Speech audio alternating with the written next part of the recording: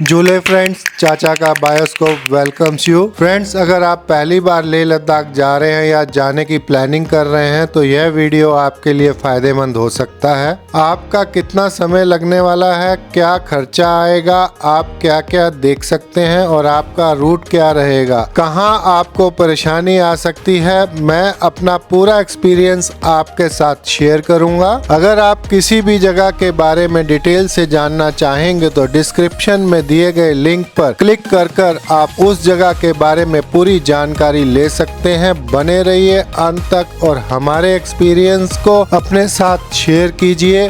दोस्तों, अगर आप चैनल पर नए हैं तो आप अपने चैनल चाचा का बायोस्कोप को सब्सक्राइब करना नहीं भूलिएगा। दिल्ली से लेह लद्दाख वाया श्रीनगर जा रहे हैं तो नाइट स्टे जम्मू या मानसर लेक पर बनता है। मानसर लेक पर रुकने के लिए एडवांस बुकिंग करवा कर जाएं। बुकिंग के लिए वेबसाइट एड्रेस आपको आगे स्क्रीन पर दिख जाएगा। फ्रेंड्स, अगर आप अपनी कार से 4 लोग लेह लद्दाख जा रहे हैं तो आपको कितना खर्चा आएगा पूरा मैं एक्सप्लेन करता रहूँगा। इफ एंड बट आपको बताता रहूँगा। बने रहिए स्क्रीन पर। मूर्थल से हमने शुरुआत करी और सबसे पहले हमने यहाँ पर अब गाड़ी का पेट्रोल टैंक फुल करवाया। एक्सेल 6 फ्रंट व्हील ड्राइव मेरे पास है। 3369 का हमने यहाँ पे पेट्रोल भरवाया। और दोस्तों, इसके साथ ही मैं कुछ महत्वपूर्ण बातें आपसे शेयर करना चाहूँगा। आप लेह लद्दाख जाने से पहले यह कंफर्म कर लें कि श्रीनगर, सोनमर्ग या आप मनाली के रास्ते भी जा रहे हैं, आगे का ट्रैफिक जाना शुरू हो गया है कि नहीं, कंफर्म करने के बाद ही आप अपनी आगे की बुकिंग कराएं। जून के फर्स्ट वीक में अगर आप अपना प्रोग्राम बनाएंगे तो आपको 99% रास्ते खुले मिलेंगे। दूसरी महत्वपूर्ण बात, यहाँ से जाने से पहले अपने डॉक्टर से बात कर कुछ मेडिसिन्स जो हाइट पर आपके काम आ सकती हैं उन्हें जरूर लिखवा लें और अपनी किट में साथ रखें। तीसरी सबसे महत्वपूर्ण बात, आप अपनी किट में कम से कम एक छोटा ऑक्सीजन सिलेंडर डिस्पोजेबल अपने साथ जरूर रखें। 2 सिलेंडर का छोटा सा किट आपको अप्रोक्सीमेट 600 रुपीज के आसपास पास के केमिस्ट से मिल जाएगा। अपनी रूटीन की मेडिसिन ले जाना ना भूलें। लद्दाख घूमने के लिए आपको इनर सर्कल परमिट बनवाना अनिवार्य है, जिसको मैं पास कहकर बोलूंगा। आपको लेह तक इस पास की कोई जरूरत नहीं है। लेह से आगे आप जब घूमने जाते हैं तो आपका यह परमिट चेक किया जाता है। आप लेह पहुंचकर भी यह पास बनवा सकते हैं। वहां आपका टाइम वेस्ट होगा। आप ऑनलाइन पास को बनवा कर जाइए। पास बनवाने का वेबसाइट लिंक आपको स्क्रीन पर नजर आ रहा होगा। पास बनवाने के लिए सभी मेंबर्स के आधार कार्ड अपलोड करने होंगे। 400 रुपीज पर पर्सन पे करना होगा। यह फी 1 ईयर के लिए वैलिड रहती है। जितने दिन भी आप रुकेंगे 20 रुपीज पर डे पर हेड भी आपको पे करना होगा। 50 रुपीज रेड क्रॉस की फीस है जो कि ऑप्शनल है। घूमने के सभी सिलेक्शन आप सिलेक्ट कर लें और कम से कम 2 दिन के लिए एक्स्ट्रा फीस जमा करा दें। अगर आप बाय एयर जा रहे हैं तो आपको 2 दिन लेह में रुकना अनिवार्य है। किसी तरह की स्टैम्प की रिक्वायर्ड नहीं है। जो आपको पास ऑनलाइन बन जाएगा उसके प्रिंट निकाल कर अपने साथ में रखें। और अपनी कार से जाने का फायदा ये होता है कि आप अपनी बॉडी को एडजस्ट करते हुए लेह पहुंचते हैं और आपको वहां पहुंचकर अपनी बॉडी को एडजस्ट करने में कोई दिक्कत नहीं होती। खाते पीते आराम से दोपहर बाद तक आप JNK में एंट्री कर जाएंगे। और ध्यान रखें, यहाँ पर प्रीपेड मोबाइल नहीं चलते हैं। आपके साथ पोस्ट पेड मोबाइल होना जरूरी है, नहीं तो आपको अपना आधार कार्ड देकर यहाँ से नया नंबर लेना होगा। आप प्रीपेड मोबाइल साथ में लाएं तो ज्यादा अच्छा है। जियो और एयरटेल के नेटवर्क आपको रास्ते भर अच्छे मिलेंगे। और यहाँ लखनपुर पर पकोड़े खाना तो मिस बिल्कुल नहीं कीजिएगा। इन पकोड़ों का एंजॉय करते हुए आप आगे मानसर लेक या जम्मू के लिए आगे बढ़ें। लद्दाख का ट्रिप शुरू करने से पहले की सारी जानकारी देते देते हम लोग पहुंच चुके हैं मानसर लेक। नाइट स्टे मैं प्रेफर करूंगा मानसर लेक पे रुकने के लिए। और यहाँ पर बुकिंग का लिंक आपको ऊपर स्क्रीन पर नजर आ रहा है और डिस्क्रिप्शन में भी मैंने ये लिंक दिया हुआ है। यहाँ रुकने का सबसे ज्यादा फायदा फायदा ये है कि एक हम जम्मू का सारा ट्रैफिक मिस कर जाते हैं, हमें यहाँ आने के लिए ट्रैफिक नहीं मिलता। सुबह जब अर्ली मॉर्निंग निकलेंगे तो आप सीधा उधमपुर पहुँचेंगे। उधमपुर लगभग क्रॉस हो चुका होगा, NH44 पर आप होंगे तो आपको काफी ट्रैफिक से निजात मिल जाएगी। और मानसर लेक पवित्र लेक है, यहाँ आपको नॉन वेज नहीं मिलेगा, मांस मदिरा का यहाँ पर आप प्रयोग नहीं कर सकते हैं। बच्चे इसको बहुत एंजॉय करेंगे। यहाँ पर मछलियाँ, बोटिंग और लेक का पूरा सौंदर्य आपको शाम बिताने के लिए बहुत अल्टीमेट जगह। आप इसको मिस ना करें, लेकिन एडवांस बुकिंग कर जाएं।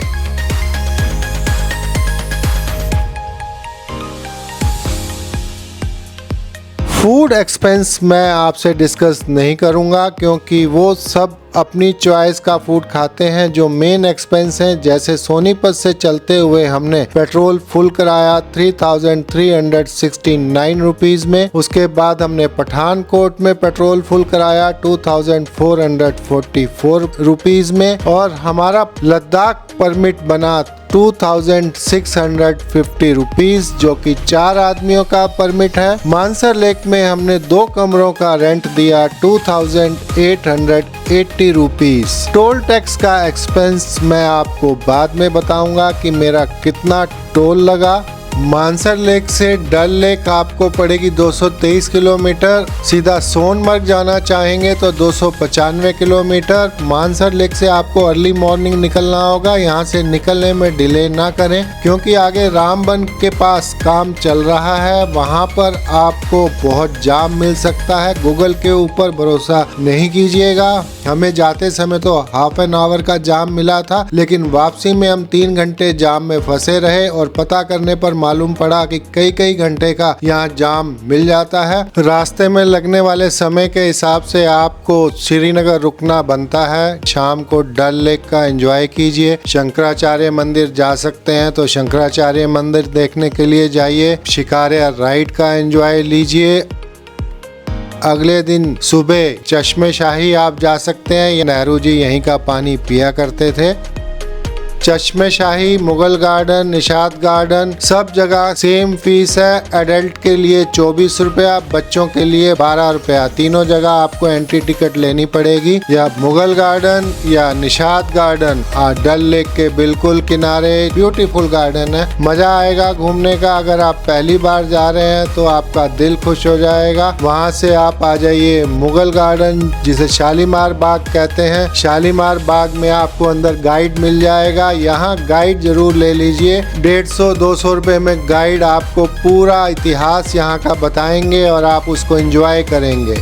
श्रीनगर में आपको रूम 4000 के आसपास मिलेगा क्योंकि जून का टाइम टूरिस्ट आने का पीक सीजन होता है। यहाँ से आप 3 से 4 बजे तक निकल पड़िए और गंदरबल में आप अपने गाड़ी में टैंक फुल कराइए। 102 रुपए के आसपास वहाँ पे पेट्रोल का रेट है। हम रात को पहुँच गए सोनमर्ग। सोनमर्ग में हमारे को 1500 रुपए का रूम मिल गया था क्योंकि हम लोग रात को पहुँचे थे। सुबह अर्ली मॉर्निंग हमने निकलना था। 3000 रुपया पर रूम उन्होंने हमसे मांगा था। बार्गेनिंग करने पर 1500 रुपया ईच रूम उन्होंने हमें प्रोवाइड कर दिया। सुबह का रूट प्लान आप वहाँ रात को ही पता कर लें कि सुबह ट्रैफिक कितने बजे छोड़ा जाता है। जो टाइम ट्रैफिक छोड़ने का है उससे 15-20 मिनट पहले आप वहां पहुंच जाएं। आपको कोई दिक्कत होने वाली नहीं है। किसी तरह के ज्यादा जाम में आप नहीं फंसेंगे। जब ट्रैफिक छोड़ेंगे तो आप सरपट वहां से जोजिला पास के लिए निकल लेंगे। और आप सुबह सुबह जल्दबाजी ना करें, पहले 15-20-50 गाड़ी निकल जाने दें, उसके बाद आप निकलें। हैवी व्हीकल्स बाद में छोड़ा जाता है, छोटी गाड़ियां पहले छोड़ देते हैं। हैवी व्हीकल्स की लाइन अलग से ग्राउंड में लगी रहती है। आराम से छोटी गाड़ियों की लाइन में आप जा सकते हैं। कोई जरूरत नहीं है 4x4 गाड़ी ले जाने की। यहाँ पर आप अपनी नॉर्मल 2 व्हील ड्राइव गाड़ी लेके जा सकते हैं। किसी तरह की कोई परेशानी नहीं है, हमें कहीं कोई समस्या नहीं आई। बहुत आराम से जोजिला पास पहुँच गए। एंजॉय करते हुए जाइए, मजे कीजिए, बिल्कुल मन से डर निकाल दीजिए। श्रीनगर से सोनमर्ग हमें पड़ा था 80 किलोमीटर। किलोमीटर और तकरीबन 2.5 से 3 घंटे पेट्रोल भरवाने के बाद और कुछ रास्ते में स्नैक्स लेने के बाद हम पहुंचे थे। सोनमर्ग से जोजिला पास 20 किलोमीटर है और यहाँ वैसे तो 45 मिनट्स लगते हैं, लेकिन आप घूमने आए हैं तो 1 से 1.5 घंटा मान के चलिए। जोजिला पास से द्रास 32.8 किलोमीटर, तकरीबन 45 मिनट्स टू 1 आवर आपको यहाँ लगने वाला है। द्रास से आपको कारगिल वार मेमोरियल 16.3 किलोमीटर पड़ेगा, वैसे तो समय लगता है 25 मिनट। आप द्रास कारगिल वार मेमोरियल देखना नहीं भूलिएगा, आपको लेफ्ट साइड में पड़ेगा। अगर आप लेह लद्दाख अपनी कार से घूमने जा रहे हैं तो आपको खर्चा बहुत कम पड़ने वाला है। अगर आप बाय एयर जा रहे हैं और आगे टैक्सी लेके घूमते हैं तो आपको ये ट्रिप बहुत महंगा पड़ता है। कोई दिक्कत नहीं है, किसी भी प्रकार की दिक्कत नहीं है अपनी गाड़ी ले जाने में। रोड आपको सारी बढ़िया मिलने वाली है। कुछ जगह पर अगर नहीं है तो काम चल रहा है, लेकिन गाड़ी बहुत स्मूथली चली जाती है और रास्ते में इस तरह के सीन देखते हुए आप जाते हैं। इनको एंजॉय आप बाय एयर नहीं कर पाते हैं। और 2 आदमी अगर गाड़ी चलाने वाले हैं तो बहुत बढ़िया, उसका रीजन मैं आपको आगे बताऊंगा। 2 ड्राइवर जरूर होने चाहिए।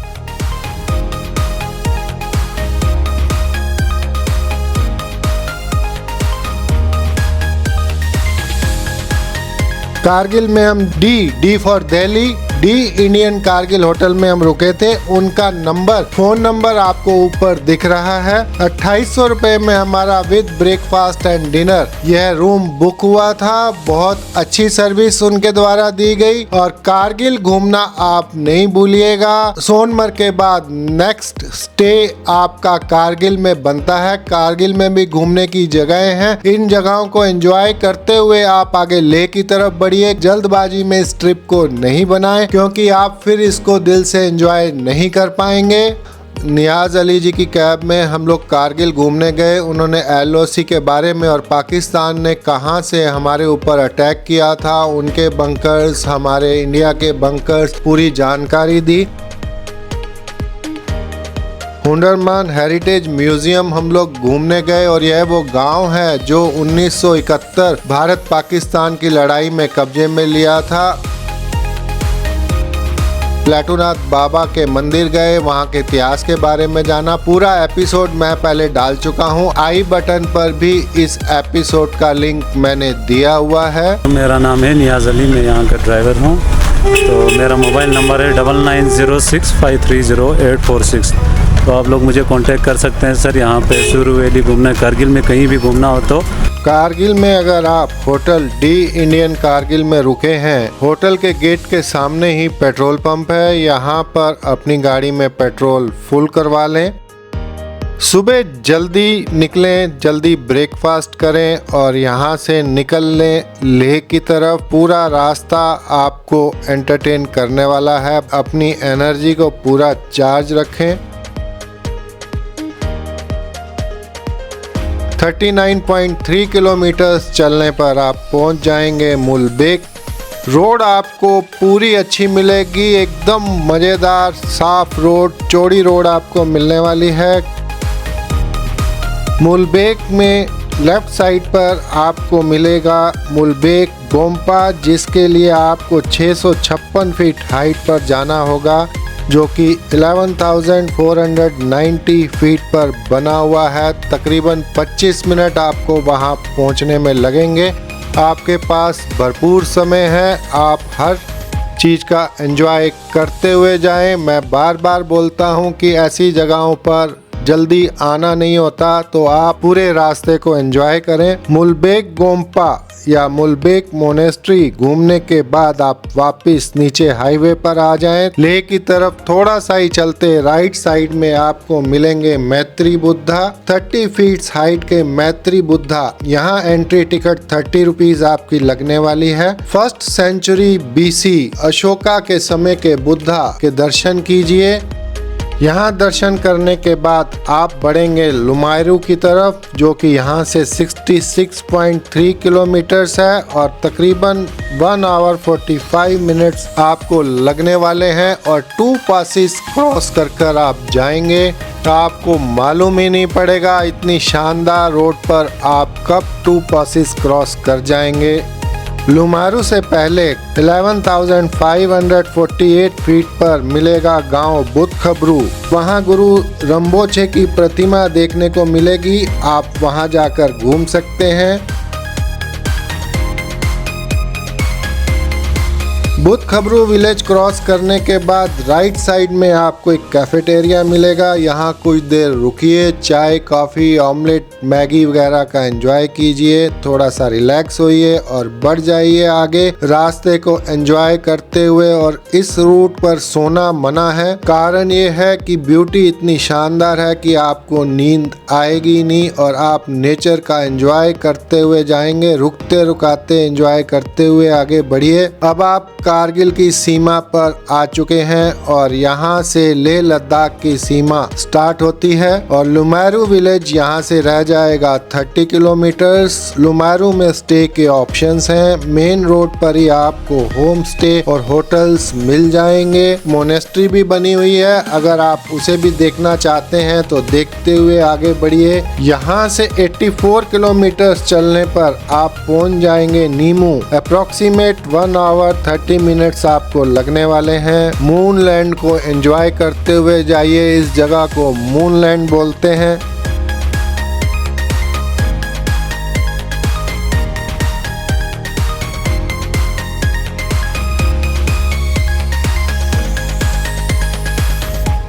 नीमू में मिलेगा आपको इंडस और जंस्कार रिवर का संगम। रोड के ऊपर बोर्ड का ध्यान दीजिए, एक चौक आएगा, चौक से आपको थोड़ा सा राइट जाना पड़ेगा। छोटा सा बोर्ड लगा है, कई बार पता नहीं चलता है, आगे कोई ट्रक या गाड़ी खड़ी हो तो समझ नहीं आएगा। इंडस और जंस्कार रिवर के संगम को एंजॉय करने के बाद बढ़िए मैग्नेटिक हिल की तरफ। 6.7 किलोमीटर्स और 10 मिनट पर ही आप मैग्नेटिक हिल पहुंच जाएंगे। यहाँ मैग्नेटिक हिल का एक्सपीरियंस लीजिए और मेरे साथ शेयर जरूर कीजिए, कमेंट जरूर कीजिए कि आपको क्या एहसास हुआ। अगर आप यहाँ ATV राइड का एंजॉय करना चाहते हैं तो ATV राइड का आप एंजॉय लीजिए। मैग्नेटिक हिल से 10 किलोमीटर पर आपको पड़ेंगे गुरुद्वारा श्री पत्थर साहिब, यहाँ दर्शन कीजिए। यहाँ के इतिहास और इस पूरे रूट को मैं पहले एपिसोड में दिखा चुका हूँ, डिस्क्रिप्शन में उसका लिंक दिया हुआ है और ऊपर दिए आई बटन पर भी क्लिक कर आप उस पूरे एपिसोड को देख सकते हैं। यहाँ से 25 किलोमीटर पर आप लेह एयरपोर्ट के आगे पहुँच जाएंगे, हॉल ऑफ फेम। अगर अभी आप में घूमने की इच्छा और है और आपके पास समय है तो आप हॉल ऑफ फेम को भी आज कवर कर लीजिए। यहाँ पर लाइट एंड साउंड शो रात को होता है, वो आप देखना चाहते हैं तो देख सकते हैं और मिस करना चाहते हैं तो इसको कल के ऊपर छोड़ दीजिए। अपने होटल में पहुंचिए या अपने होम स्टे में पहुंचिए, चेक इन कीजिए, भरपूर रेस्ट कीजिए, सोइए, खूब पानी पीजिए। सारे रास्ते आप पानी जरूर पीते रहें। लेह लद्दाख में जब भी आप आते हैं तो पानी के ऊपर जोर दें और पानी का तरीका है कि आप एक साथ गट कर पानी ना पिए, घूट घूट कर थोड़ी थोड़ी देर में पानी पीते रहें। पूरे लेह लद्दाख ट्रिप में आपको ध्यान में रखना है क्योंकि आप एक अच्छी हाइट पर चल रहे हैं, आपकी बॉडी को यहाँ डिहाइड्रेशन से आपको बचाना है और पानी का इंटेक आपको बहुत ज्यादा रखना है। आराम कीजिए, कल के लिए अपने अंदर भरपूर एनर्जी भरकर रखिए क्योंकि कल आपको लेह घूमना है। लेह के अंदर आपको 2000 से 3000 रुपए में होम स्टे इजीली अवेलेबल हो जाएंगे। इससे ऊपर की रेंज तो बहुत है, लेकिन बजट होटल्स और होम स्टे आपको यहाँ पर मिल जाएंगे। सारे होटल्स और home stage neat and clean है, आपको घर जैसा साफ सुथरा खाना मिलता है, रहने की कोई दिक्कत नहीं है। आप वहाँ पहुँचकर होम स्टे सर्च कर सकते हैं या ऑनलाइन भी आपको बहुत सारे ऑप्शंस हैं, आप बुक करा कर जाना चाहें तो बुक करा कर जा सकते हैं। ये होम स्टे हमने 2000 rupees per night twin sharing में लिया। ब्रेकफास्ट, टी, डिनर इसके अंदर इंक्लूड है।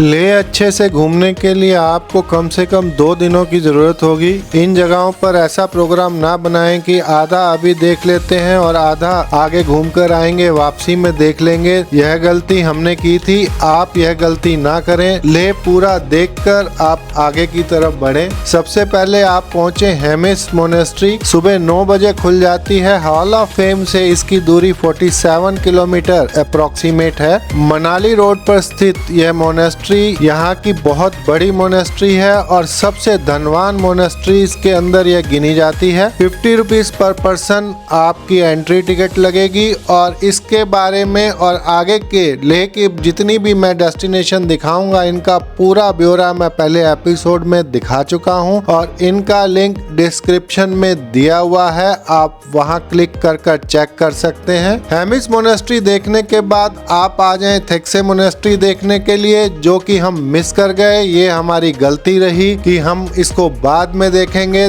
थिक्से मोनेस्ट्री देखकर आप आ जाएं रेंचो स्कूल। रेंचो स्कूल में एंजॉय कीजिए। रेंचो स्कूल देखने के बाद आप पहुंच जाएं शे पैलेस। शे पैलेस अंदर टेंपल में जाने के लिए 30 रुपीज पर पर्सन टिकट लेनी होगी। शे पैलेस से आप आ जाएं जोरावर फोर्ट। यहाँ पर 100 रुपीज पर पर्सन टिकट है, जिसके अंदर light and sound show include है। अगर आप वो देखना चाहते हैं तो उसको देख सकते हैं, नहीं तो आप 6 बजे तक हॉल ऑफ फेम खुला रहता है। 6 बजे से पहले आप पहुंच जाएं hall of fame. Hall of fame Monday close रहता है। यहाँ म्यूजियम की टिकट 125 रुपए, लाइट एंड साउंड शो की भी टिकट 125 रुपए, दोनों की कंबाइंड टिकट 250 रुपए आपको लेनी होगी। कैश यहाँ पर अलाउड नहीं है। एक बार टिकट लेने के बाद ये 1 वीक के लिए वैलिड रहती है। आप एक हफ्ते में कभी भी आप देख सकते हैं। लाइट एंड साउंड शो की एंट्री शाम को 7 बजे शुरू हो जाती है। 8 बजे light and sound show start होता है। हॉल ऑफ फेम के पास में ही पेट्रोल पंप है, यहाँ पर गाड़ी का पेट्रोल फुल करा लें। और जितनी चीजें मैंने आपको बताई हैं, हो सकता है कि आप एक दिन में कवर ना कर पाएं, तो दूसरे दिन के लिए आप रख लें। जैसे जोरावर सिंह फोर्ट का लाइट एंड साउंड शो आपका रह गया होगा, एक ही जगह का लाइट एंड साउंड शो आप देख सकते हैं, तो वो दूसरे दिन देखें। यहाँ एक लेह में स्तूपा है, उसको देखें। लेह की मार्केट बहुत अच्छी है, उसे एंजॉय करें। लेह के फूड को एंजॉय करें। 2 दिन का प्रोग्राम आपका यहाँ पर बनता है। अगर आप एक ही दिन रखेंगे तो काफी भागदौड़ रहेगी और हो सकता है आप इसे पूरा ना कर पाएं। आज हम बढ़ेंगे खारदुंगला पास होकर नुब्रा वैली की तरफ। अपना लेह परमिट संभाल लीजिए, रास्ते में आपका लेह परमिट चेक हो सकता है। एक्स्ट्रा कॉपी जरूर रखें, अपने साथ डार्क गॉगल्स जरूर रखें, पानी की भरपूर मात्रा रखें, थोड़ा थोड़ा पानी पीते रहें, पेट भरकर खाना ना खाएं, इन चीजों का ध्यान जरूर रखें। रास्ते के लिए स्नैक्स जरूर रखें, कई बार आप जाम में भी फंस सकते हैं। लेह 11,562 फीट्स और 40 किलोमीटर्स का ट्रैवल कर हम पहुंचेंगे 17,982 फीट्स खारदुंगला पास, दुनिया की सेकंड हाईएस्ट मोटरेबल रोड। सन गॉगल्स यहाँ पर आपके लिए मस्ट हो जाएंगे, सनस्क्रीन का इस्तेमाल करें। खारदुंगला से अब हम नीचे की तरफ उतरेंगे और मैंने शुरू में ही आपसे कहा था कि 2 लोग गाड़ी चलाने वाले हों तो अच्छा है। वो इसलिए कि अगर इतनी हाइट पर ड्राइवर की तबीयत खराब महसूस हो तो कम से कम दूसरा आदमी गाड़ी नीचे की तरफ लेकर जा सके। गाड़ी में अगर ट्यूबलेस टायर हैं तो एयर पंप रखना ना भूलें। काफी रोड आपको यहाँ पर कच्ची मिलने वाली है, रोड पर काम चल रहा है। आने वाले समय में ये रोड भी आपको पक्की मिलेगी। नुब्रा वैली 10,350 फीट के ऊपर, श्योक रिवर, डस्ट और स्नो का पूरा मजा, ग्रीनरी, सब कुछ यहाँ पर आप एंजॉय करेंगे।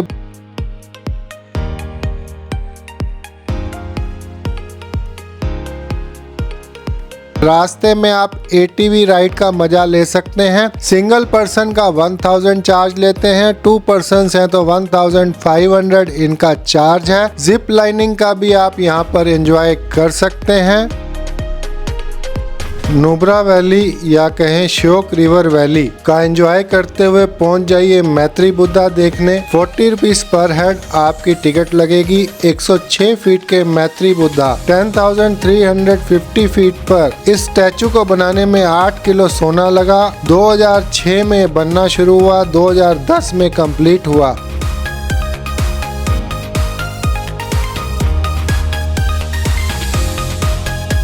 मैत्री बुद्धा देखने के बाद चल दीजिए दिस्कित मोनेस्ट्री देखने के लिए, या कहें दिस्कित गोम्पा दिस्कित मठ। 14वीं शताब्दी के दिस्कित गोम्पा सबसे पुराना और सबसे बड़ा मठ थिक्से मोनेस्ट्री का उप गोम्पा है। काफी सीढ़ियां चढ़कर जानी पड़ेंगी और काफी सांस भी यहाँ पर फूलती है। इसके बारे में मैं पहले एपिसोड दे चुका हूँ, जिसका लिंक मैंने डिस्क्रिप्शन में दिया हुआ है। पूरी जानकारी लेने के लिए आप डिस्क्रिप्शन में उस लिंक पर क्लिक कर एपिसोड को पूरा देख सकते हैं। दिस्कित में हमें 2000 रुपीज पर नाइट रूम मिल गया, जिसके अंदर ब्रेकफास्ट, टी, डिनर इंक्लूड था। यहाँ सुबह उठकर मेरी नाक से ब्लड के थक्के आए, लेकिन नहाने के बाद मैं एकदम फ्रेश हो गया और मुझे कोई दिक्कत नहीं हुई, क्योंकि कल हम बहुत ज्यादा हाइट पर घूम रहे थे और बहुत ज्यादा एक्सरसाइज किया था। शायद इस वजह से ये मुझे प्रॉब्लम हुई। आज हम चल रहे हैं थांग की तरफ।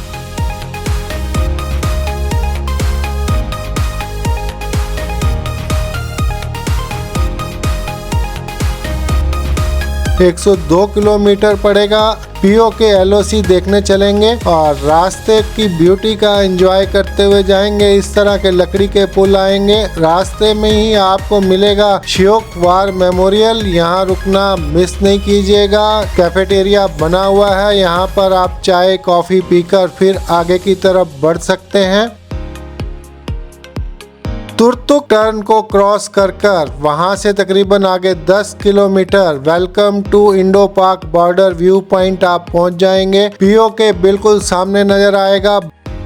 50 रुपीज पर हेड बाइनाकुलर किराए पे देकर वहाँ के गांव वाले आपको पूरा एलओसी देखने देते हैं। सामने बंकर्स नजर आते हैं। इंडस रिवर के दूसरी तरफ पाकिस्तान का गांव नजर आता है। वहाँ से आप आ जाइए तुर्तुक। तुर्तुक अपने आप में अल्टीमेट गांव है। आप अगर दिस्कित का गेस्ट हाउस छोड़कर आ गए हैं तो तुर्तुक में भी आपको होम स्टे मिल जाएंगे। बहुत सारे घरों में होम स्टे बना हुआ है। कम से कम सामान लेकर जाएं, ऐसा ही सामान लेकर आगे बढ़े, क्योंकि पतली पतली गलियों में बना हुआ तुर्तुक। हर गली में आपको पानी बहता हुआ मिलेगा। यहाँ पर लंच कीजिए, लंच का एंजॉय कीजिए और फिर बढ़ जाइए तुर्तुक देखने के लिए। Heritage house and museum welfare society, Turtuk women welfare society द्वारा ये चलाया जाता है, जिसमें entry ticket 50 rupees per head यहाँ पर आपको एंट्री टिकट देनी होगी।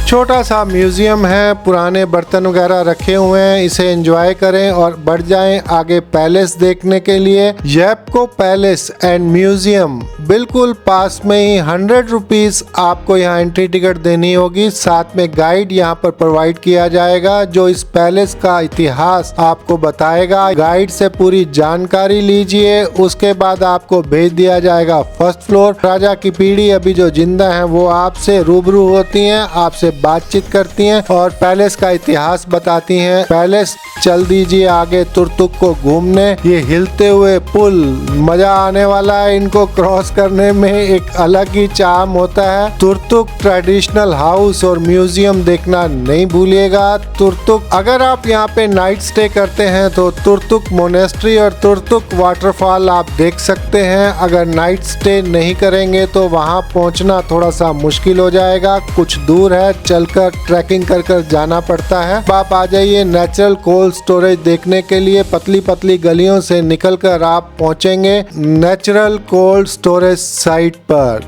यहाँ पर लोग आपको बहुत कम मिलेंगे। घूमकर बढ़ चलिए वापिस हुंडर की तरफ। पुल के ऊपर एक समय पे एक ही गाड़ी जा सकती है। हुंडर आइए और रेता का पानी का एंजॉय करते हुए आ जाइए कैमल राइड करने के लिए। 300 रुपीज पर हेड डबल हम कैमल राइड का एंजॉय लीजिए। बिल्कुल आपको रेगिस्तान की याद आएगी कोल्ड डेजर्ट के अंदर। इस सफारी का मजा ही अलग है। साथ में कई सारी स्पोर्ट्स एक्टिविटीज आपको यहाँ मिलेंगी और बच्चों के साथ और एंजॉय करते हुए पहुँच जाइए अपने गेस्ट हाउस। सुबह अर्ली मॉर्निंग निकलिए पेंगोंग सो लेक की तरफ। 160 किलोमीटर आपको चलना पड़ेगा। रास्ते में पेट्रोल पंप आपको मिल जाएंगे। यहाँ से अपनी गाड़ी में पेट्रोल या डीजल फुल करवा लीजिए। जिप लाइनिंग करना चाहते हैं तो ऑन द वे अवेलेबल है, जिप लाइनिंग का मजा लीजिए। हमने नुब्रा टी पॉइंट पर पेट्रोल फुल करवाया। काफी ज्यादा आपको ऑफ रोड चलना पड़ेगा, सड़क का काम चल रहा है। आने वाले समय में अच्छी सड़क मिलने लग जाएगी, लेकिन किसी भी व्हीकल को जाने में कोई प्रॉब्लम नहीं है। ऊपर से गिरते हुए पत्थरों का ध्यान रखिए, कई जगह आपको ऐसा मिलेगा, आप थोड़ा सा ऊपर की तरफ ध्यान रख कर चलें। पत्थर गिर रहे हैं तो रुक जाइए, सेफ्टी पहले है और उसके बाद आगे बढ़िए। देखिए एक छोटे से कंकर ने इनकी गाड़ी को डैमेज कर दिया। नेचर को एंजॉय करते हुए जाएंगे। पुल के ऊपर एक ही गाड़ी जानी चाहिए, एक गाड़ी क्रॉस हो जाए तभी आप अपनी दूसरी गाड़ी उसके ऊपर से निकालें।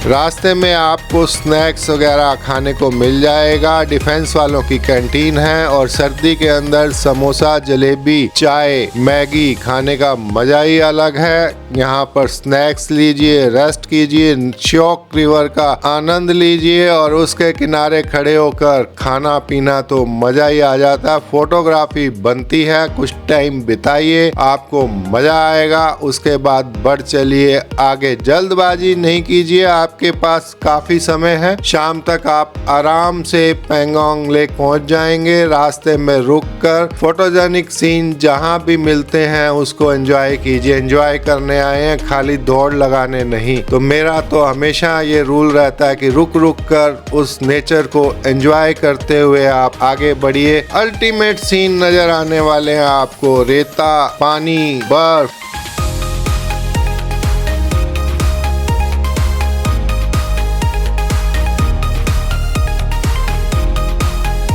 हरियाली आपको कहीं कहीं दिखेगी। ये घास के टीले जो बने हुए हैं, इनके ऊपर एक बार खड़े होकर जरूर देखना कैसे ये प्रेस होते हैं। एकदम पांव रखते ही ये नीचे दबते से चले जाते हैं और पहुंच जाइए पेंगोंग सो लेक। अप्रोक्सीमेट 14,000 फीट के ऊपर बनी हुई ये लेक 134 किलोमीटर लंबी लेक, जिसका 1/3 हिस्सा भारत में है, बाकी का हिस्सा चाइना के अंदर। रहने के लिए यहाँ काफी ऑप्शन है, कॉटेजेस बने हुए हैं, टेंट भी यहाँ पर लगे हुए हैं और होम स्टे आसपास के गांव में आपको मिल जाएंगे। और नई कंस्ट्रक्शन भी रहने की काफी ज्यादा हो रही है, तो रहने की यहाँ समस्या नहीं है। अपना कॉटेज बुक करा ले, जैसे भी आप रहना चाहते हैं, जो आपकी चॉइस है। हम तो होम स्टे में रुके थे स्पेंगमिक गांव के अंदर, जहां पर हमको 2000 rupees per night with breakfast, dinner, T. Pangong lake का तो नज़ारा ही अलग है, इसको एंजॉय कीजिए, शाम यहाँ पर बिताइए। करीना कपूर, आमिर खान स्टाइल में फोटोज खींचिए। बहुत टीमेट कलर बदलती है लेक, आपको मजा आ जाएगा। ठंड बहुत लगने वाली है, अपने आप को कवर्ड जरूर रखें। कब यहाँ मौसम बदल जाए आपको पता भी नहीं चलेगा, लापरवाही ना करें।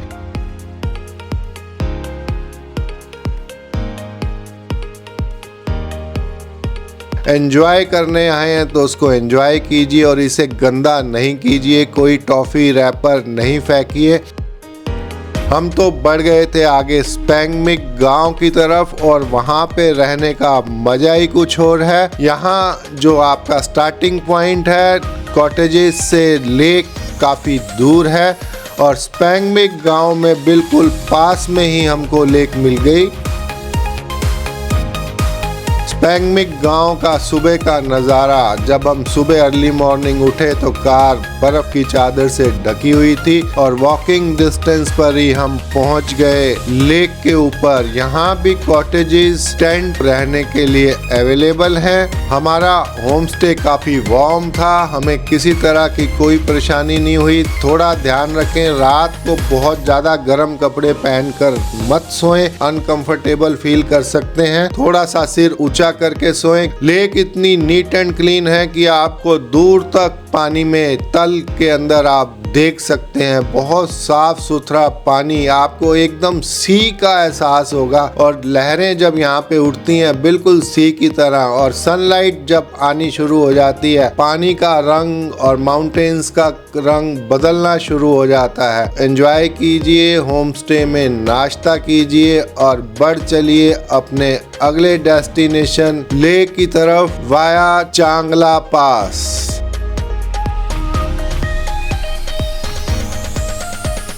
स्पेंगमिक विलेज से दुर्बुक चांगला पास होते हुए हम बढ़ेंगे ले की तरफ। ले हमें यहाँ से 159 किलोमीटर्स पड़ेगा। यहाँ भी आपको ऑफ रोड मिलने वाली है, थोड़ा ध्यान रखकर चलिए, अपना रास्ता नहीं भटकिएगा।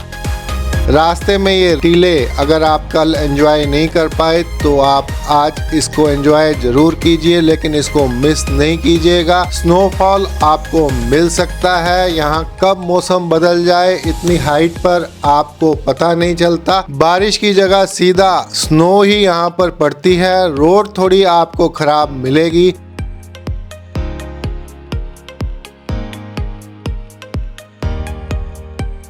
दुर्बुक हम फंस गए। सुबह 9 बजे हम लोग दुर्बुक पहुंच गए थे और दोपहर को 2:30 बजे तक दुर्बुक में खड़े रहना पड़ा, क्योंकि चांगला पास पर बहुत ज़्यादा स्नोफॉल हो रहा था। जब तक डिफेंस ने वहां से स्नो साफ नहीं की, आगे का रास्ता खोला नहीं गया। पूरी जानकारी के लिए आप ऊपर दिए गए आई बटन पर क्लिक कर देख सकते हैं। डिस्क्रिप्शन में भी मैंने लिंक दिया हुआ है। दुर्बुक 12,500 फीट पर, और वहां से हम लोग जाएंगे चांगला पास। 32 किलोमीटर्स हम क्रॉस करेंगे और पहुंचेंगे 17,688 फीट पर। स्नो का भरपूर मजा आने वाला है। रास्ते में आपको थोड़ा थोड़ा जाम भी मिल सकता है, लेकिन कोई दिक्कत नहीं है। आप चलिए, बढ़िए, आपकी गाड़ी आराम से जाएगी। पहले लोकल गाड़ियां निकल जाने दीजिए, टैक्सीज को निकल जाने दीजिए, चेन लगी हुई गाड़ियों को भी निकल जाने दीजिए, क्योंकि ये आपके लिए रास्ता बना देंगी। आपका व्हीकल बहुत आराम से निकलेगा और आप इसको एंजॉय करते हुए आगे बढ़िए। जल्दबाजी मत कीजिए। अगर आप सुबह सुबह आपको निकलना ही पड़ेगा, लेकिन आप यह कोशिश मत कीजिए कि हम पहले निकल जाएंगे, क्योंकि ये कोई एडवेंचर, जान के ऊपर खतरा लेकर एडवेंचर करना ठीक नहीं है। ऊपर ऑक्सीजन कम होती है, गाड़ी फंस जाए या किसी तरह से रुक जाए और आप फंस जाएं तो आपको प्रॉब्लम हो सकती है। इसलिए खास ध्यान रखें, ऐसी जगहों पे जल्दबाजी नहीं कीजिए। वहाँ के लोकल टैक्सी ड्राइवर्स को पहले जाने दीजिए। आपको अपनी कार ले जाने में कोई दिक्कत नहीं है। आपके पास कोई भी गाड़ी हो, अगर आप अपनी गाड़ी लेकर जा रहे हैं तो आपको ये ट्रिप बहुत सस्ता पड़ने वाला है, रीजनेबल पड़ने वाला है। अभी आगे मैं आपको टोटल खर्चा बताऊंगा कि हम 4 लोगों को कितना खर्चा पड़ा। मेन खर्चा जो एक्सपेंस है वहाँ पर ट्रैवलिंग का है। इसके लिए अगर आपके पास खुद की कार है, ड्राइव करना जानते हैं, और अगर आप खासकर 4 आदमी जा रहे हैं, 2 आदमी गाड़ी चलाना जानते हैं, तो वेल एंड गुड। बने रहिए अपने चैनल चाचा का बायोस्कोप के साथ। अभी वापसी का रूट मैं आपको बताऊंगा कि आपको कहाँ रुकना है, कैसे चलना है, किस तरह से आप इजीली वापस दिल्ली पहुंच जाएंगे। फ्रेंड्स, आज हमारी लेह से वापसी है और हम मनाली से नहीं जा पा रहे, क्योंकि वहाँ के रास्ते अभी पूरी तरह खुले नहीं हैं, प्रॉब्लम्स आ रही हैं। सब ने मना किया वहाँ से। हम वाया श्रीनगर ही वापस जा रहे हैं और लेह में अपना टैंक फुल करा रहे हैं। जोजिला पास होकर ही हम लोग जाएंगे और आज कोशिश करेंगे हम लोग जोजिला पास हम क्रॉस कर लें।